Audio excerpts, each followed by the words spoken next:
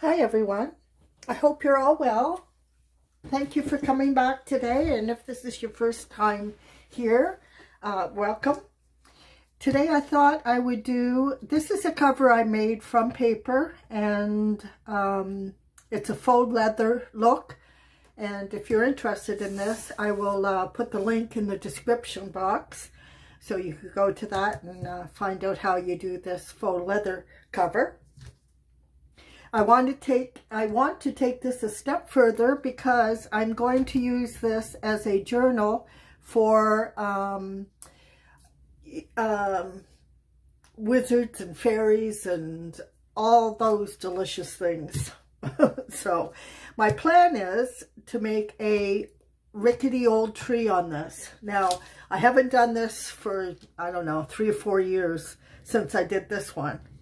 And this I learned online from, I believe it was called Blackbeard, and he does this glue gun art.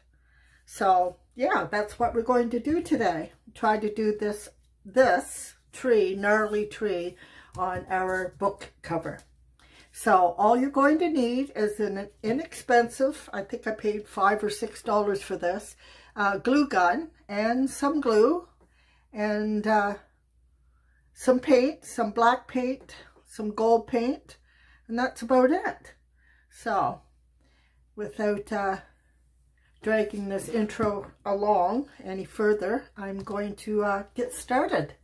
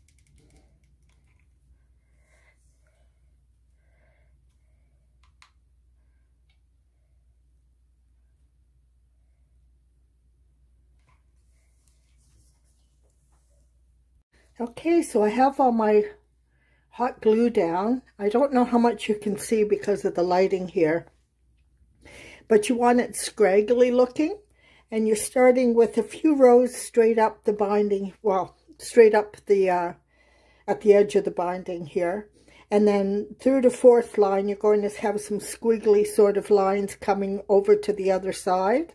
And just gradually do that until you come down to a level that you think is far enough for your tree. And remember to crisscross some of the lines. Say you have a line going this way, start up here and do another, you know, gnarly line coming down this way to indicate branches going in different directions. So, yeah, I know you can't see that so much as it is now.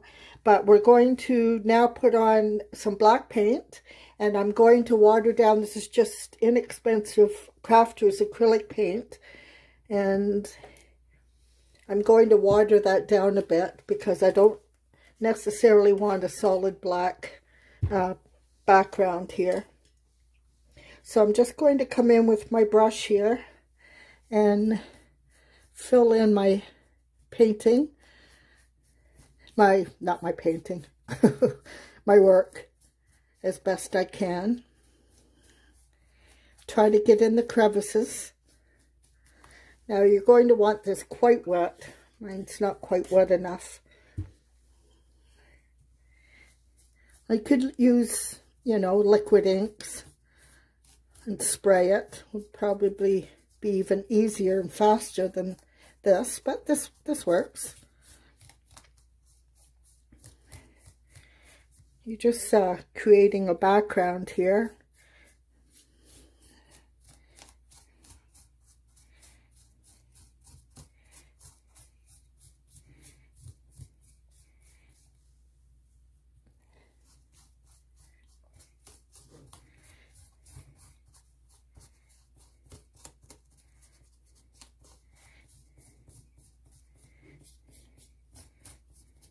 And while you want it dark, you don't want it too dark. I'm going to start dabbing a little bit to lift up some of the ink.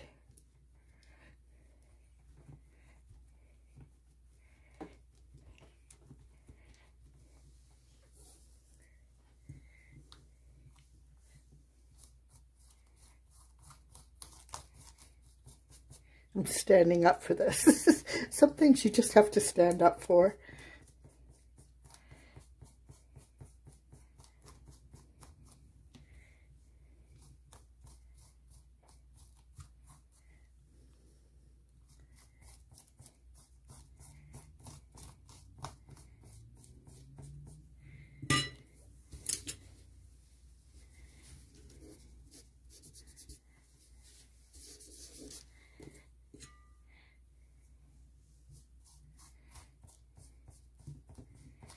As I said, make sure you get into all the crevices in between your hot wax, hot glue.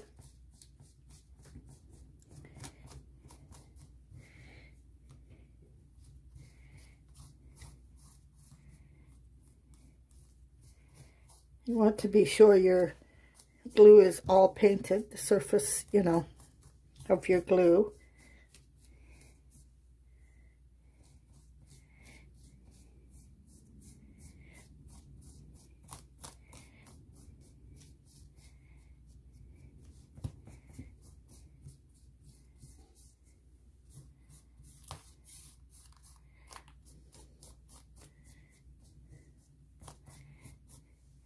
Okay, it's a little darker than I want, so I'll just lift some of that.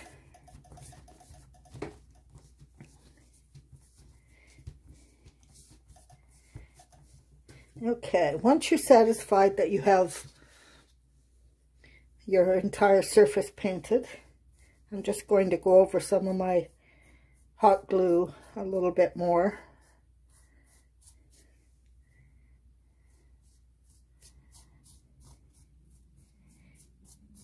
Now I'm going to let that dry, and then we'll come in and finish this off with some antique gold paint.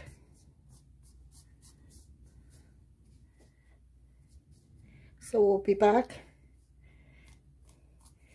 Whoops. We'll be back when this is dry. Okay, so my paint is dry. I got a little sunlight coming in here, so my lighting's a little better. Just wanted to let you see how this looks.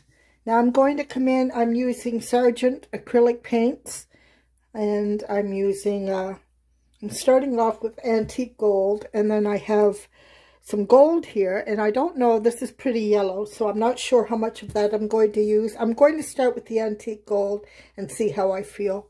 So I'm just basically covering over all the wax or the hot glue.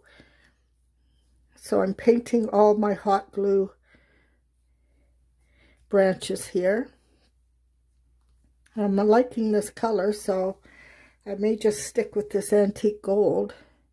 As I said, the gold is a little bit yellow for my liking.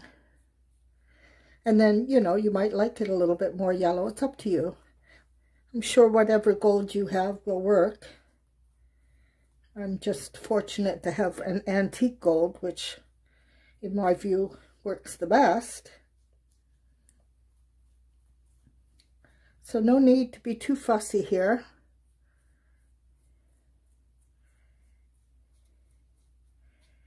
We're just basically accenting this gnarly tree.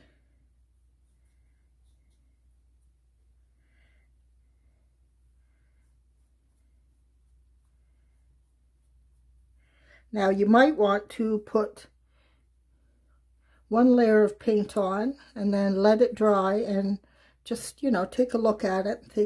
Decide if you want to add more gold. You could add more branches, you know, come in with more glue, more of the hot glue gun. It's up to you.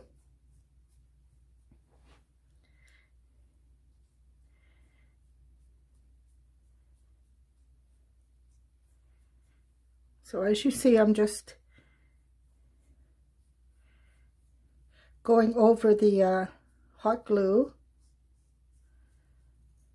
Not worried too much about going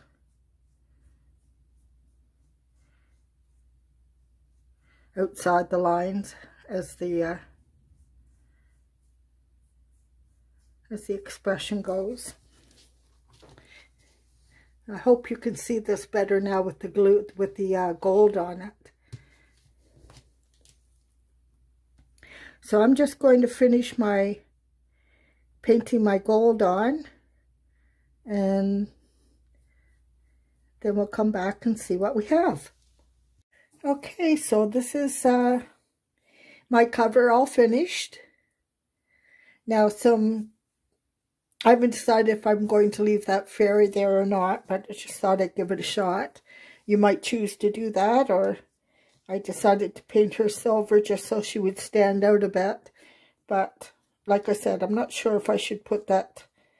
You let me know. Should I put that fairy there, or should I leave it just with the tree? I don't know. Anyway, if you find that you've some of your gold has come off of your branches there and that bothers you, just go in with some wet acrylic black paint, some watered down acrylic black paint, and just fill it in. You know, there's bound to be some areas where you've gone over it with your gold. So yeah, just touch it up with a little bit of watered down black acrylic paint. And if you find your gold is too yellow, some golds I find are too yellow. And so if you're like me, you might not be happy with the gold that you have. I would just put the gold down and then come over it lightly with, again, with some watery black acrylic paint. So that's it. I hope you enjoyed that. Lots of fun. Makes for a very interesting journal cover. Now, of course, you could do this. My theme is wizards and pixies and fairies and, you know, fantasy. If you have a Japanese theme, you could do a Japanese symbol lettering. If it's a Celtic theme, you can do an ankh or something else that would represent what your journal's about. So, yeah, you don't have to do a gnarly tree. You could do just about anything. You're only limited by your imagination. So I hope you enjoyed that and would love a thumbs up. As usual, takes a lot of thought to think about what to do next. And I try to keep it varied. And yeah, so if you appreciate this at all, when you put a thumbs up, YouTube then can figure out what kind of videos you like. So that's how they follow. That's how they decide which videos to promote. So if you like my video of this and you click the like button, they will direct you or, you know, promote things that they think that you like. So, and it helps me too because it brings more people to my channel. So, yeah. So if you liked it at all, I really appreciate a thumbs up. So you folks have an absolutely fabulous day, and I'll see you on the next one. Bye for now.